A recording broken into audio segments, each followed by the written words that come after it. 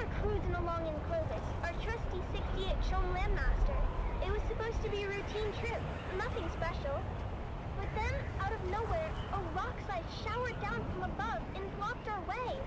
And when the sand and dust settled, we were surrounded.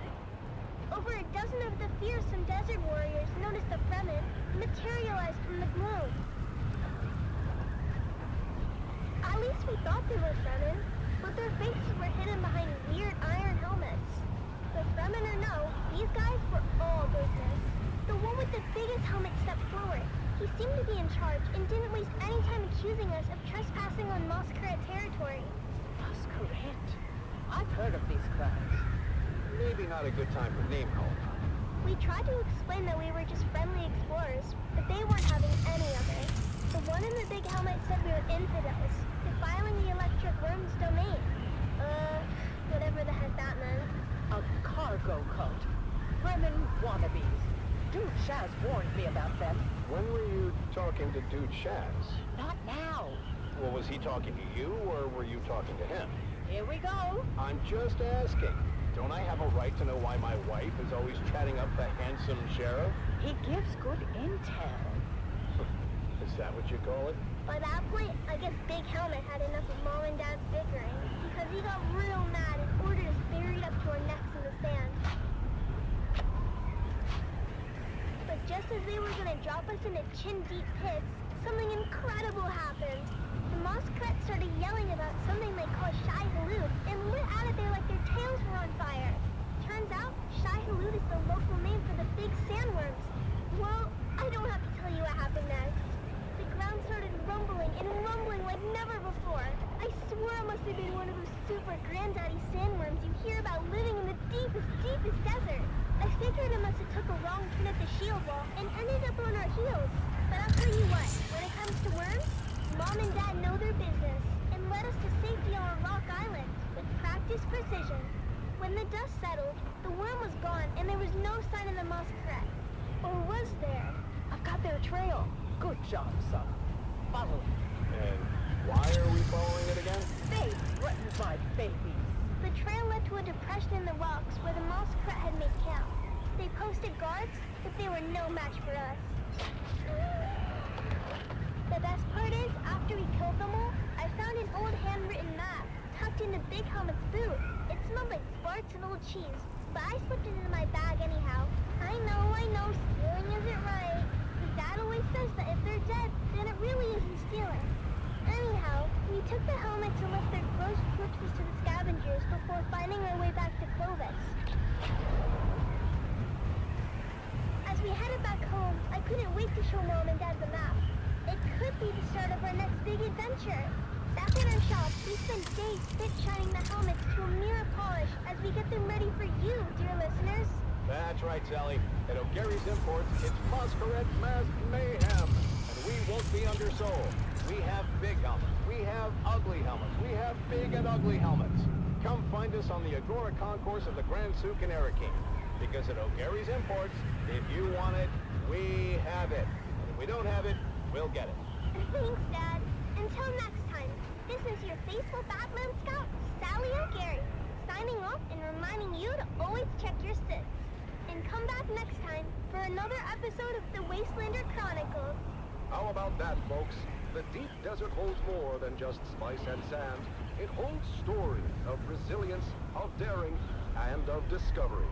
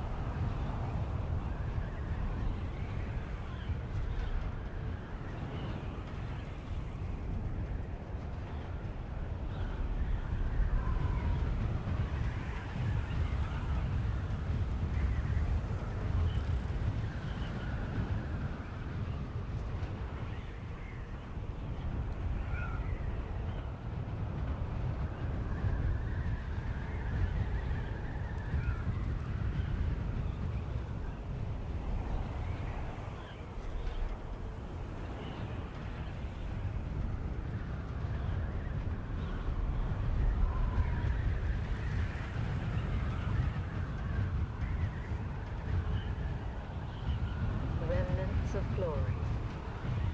Echoes of valor, whispers on the wind, calling the names of the fallen. Brave souls, now but shadows in the dunes. The remnants of glory. Desert silence, broken by memory. Sand beneath our feet, shifting with each sacrifice. Lives given, given to the cause. The remnants of glory. Era of valor, of gallant deeds, echoes in the annals of history. History, written in blood and sweat. The remnants of glory. In the silence, we remember names and faces faded. Faded but not forgotten, their legacy a flame undying. Glory may fade, but honor remains. A guiding star, eternal, the remnants of glory. In the stillness, whispers linger, ghosts of battles fought. Won or lost, but not forgotten, their echoes. Echoes of valor.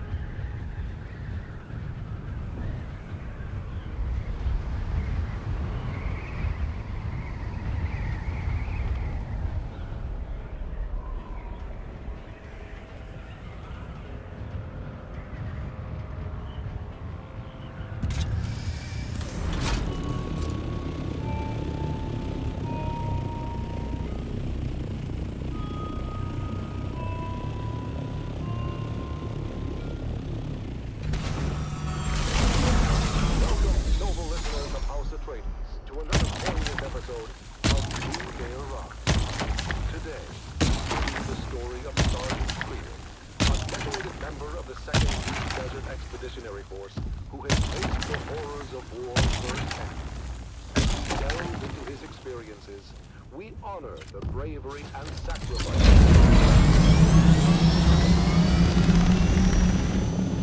Sergeant Creed, thank you for joining us today. Can you start by telling us about your involvement in the operation at Dune? Of course, we're operational in the deep desert, so scouting came back with reports of a hard emplacement at Dune. Well, that was a serious provocation. What happened at Dune?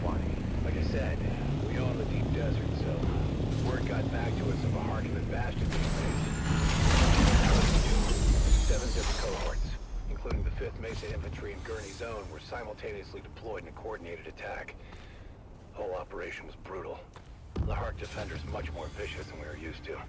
And yet, you and your fellow soldiers managed to execute the mission with surgical precision. Can you share a specific moment from that operation that stands out in your memory? Well, there was this one moment, I guess. Our bastion was doing what we had to do, taking out a group of engineers, but we were spotted by a fortified lasgun position from the finished part of the bastion and pinned down. They were really tearing us apart. Somehow, we managed to get behind them through the half-built works. I remember crawling through the blood-stained sand and rubble. The smell of death and fried ozone thick on the air. finally took out that position, at least.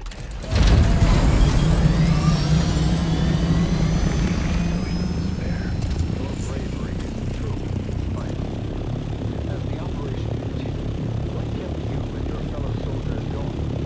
Duty, honor, the things they drill into you from day one.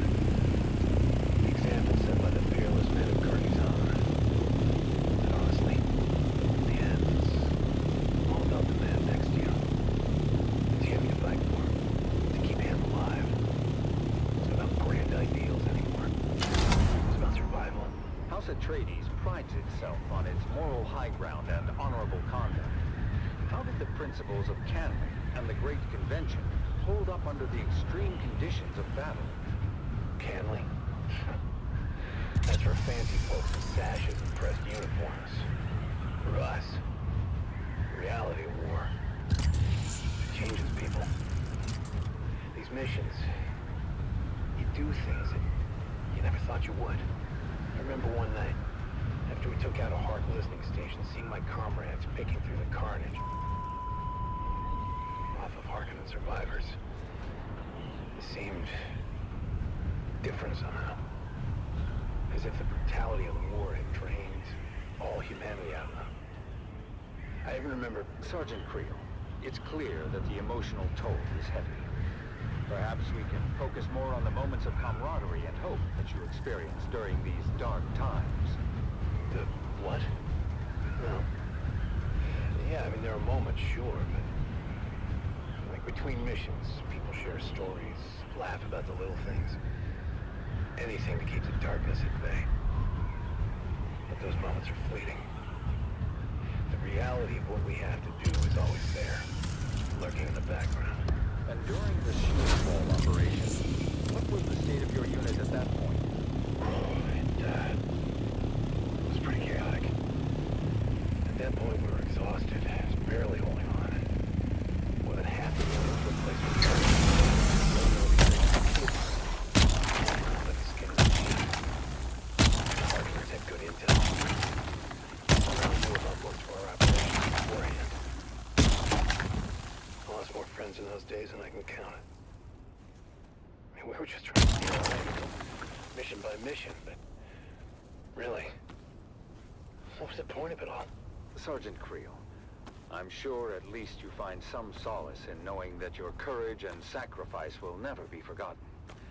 Can you share with us the impact your involvement in these operations has had on you personally? I mostly just the faces, the screens, the loss. I mean, I try to recall the good moments, the successes, and the victories, but it's hard. So damn hard. Your service and dedication to House Atreides are deeply appreciated. We thank you for sharing your story with us. Yeah, thank you.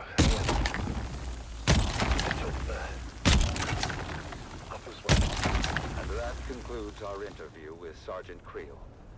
His story is a stark reminder of the sacrifices made by our brave special forces. Let us honor their sacrifices. Strive for a future where this can finally end, and the Harkonnens...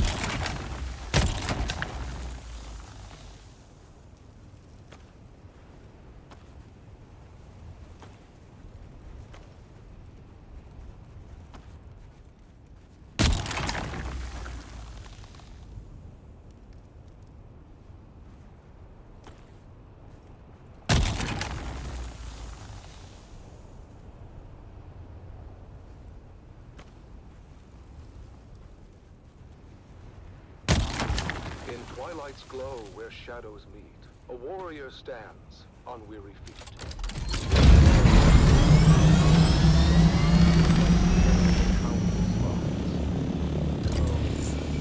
Carve this path of pain, through deserts vast, through blood and rain.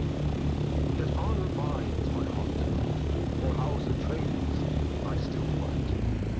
Remember those who fell in fields, whose courage were their only shields. Their names engraved in stars above, their deeds the legacy of love. In silence, I take my leave, for battles end, and souls must grieve. But know this truth, my comrades dear, in every heart we still stand near. Oh, house of just and noble men, we've lit the stars with honor's flame. And though my journey's end is near, house Atreides, shed no tear. For in the halls where heroes rest, where valor shines, where hearts are blessed, we'll meet again in timeless peace, where all our pains and triumphs cease. In twilight's glow where shadows meet, a warrior stands on weary feet. His sword once bright, now dull with strife, reflects the toll of countless lives. Lo, fate, you've carved this path of pain, through deserts vast, through blood and rain. Yet honor binds my heart to it, for house Atreides I still fight. Remember those who fell in fields, whose courage were their only shields. Their names engraved in stars above, their deeds the legacy of love.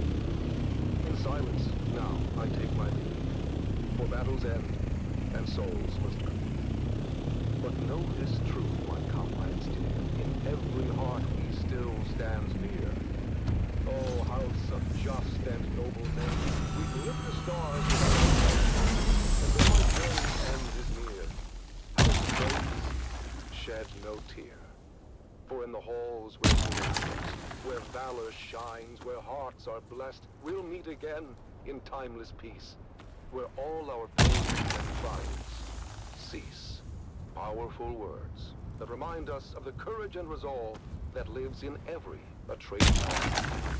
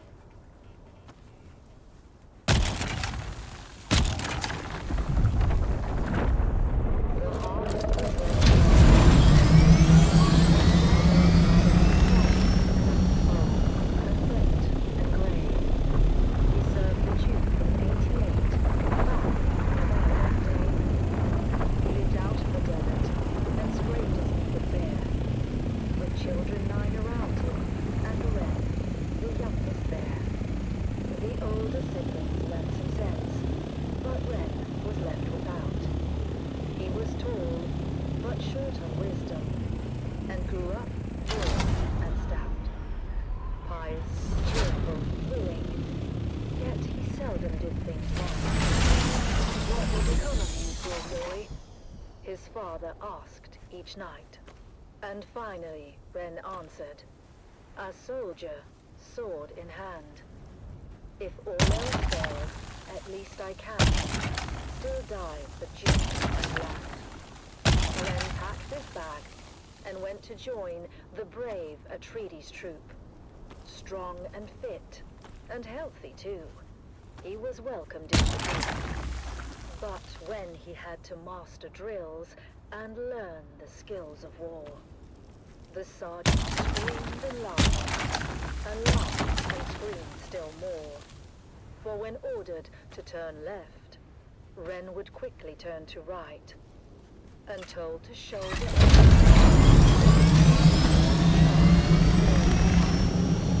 Rendarver's drills and troubles became a well-known tale.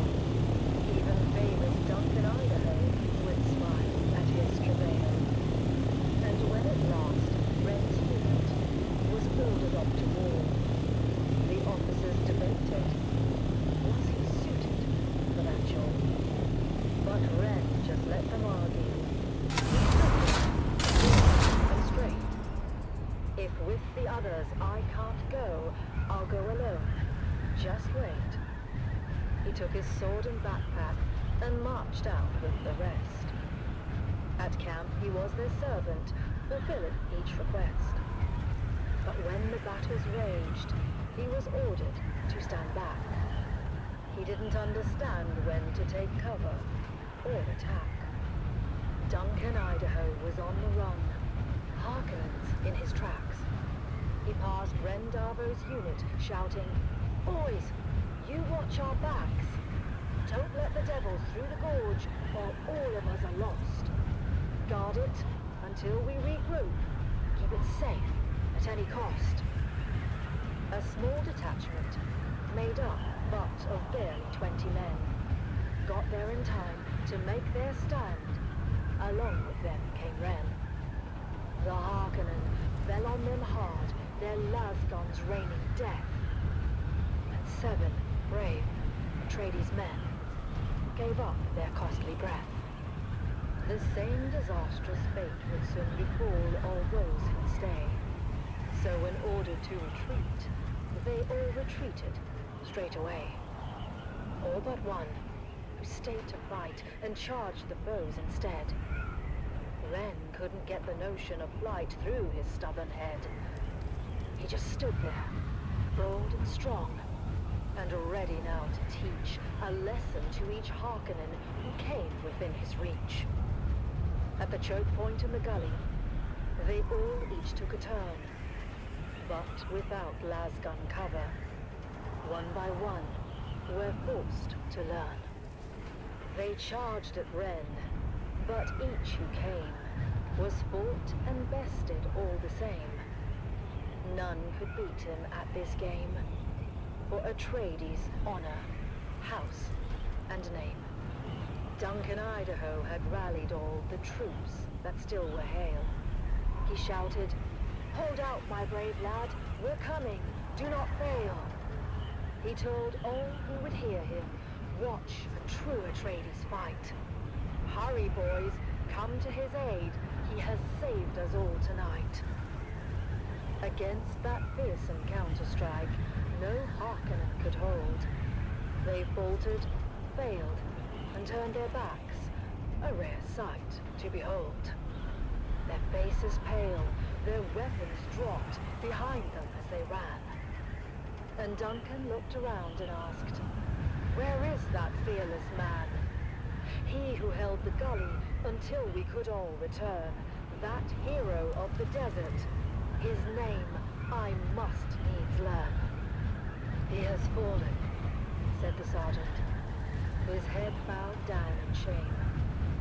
"He lies there dead upon the sand. Rendarvo was his name."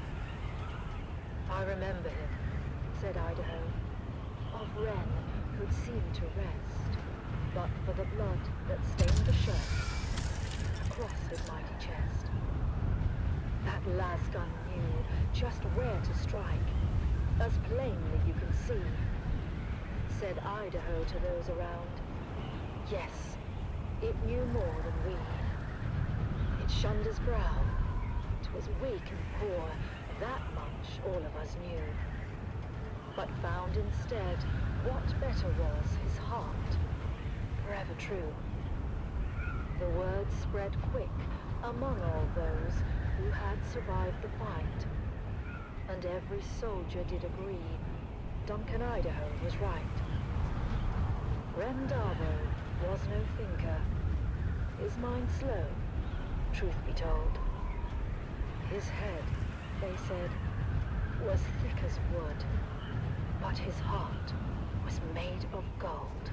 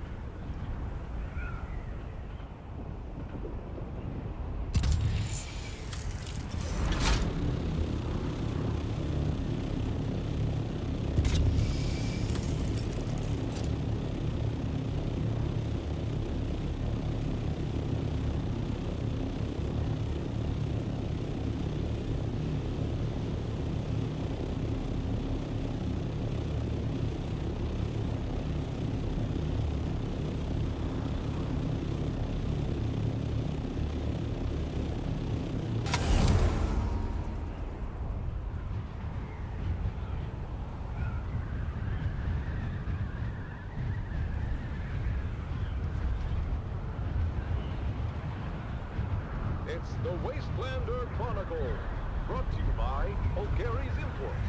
O'Gary's Imports. If you want it, we have it. And if we don't have it, we'll get it. Join us now as we journey to the blistering sands of Arrakis, where we follow the adventures of the O'Gary clan, a pioneering family of salvage experts, as they scour war-torn battlefields and crash sites to discover their next great haul. Hey there, everyone! Welcome back to the Wastelander Chronicle.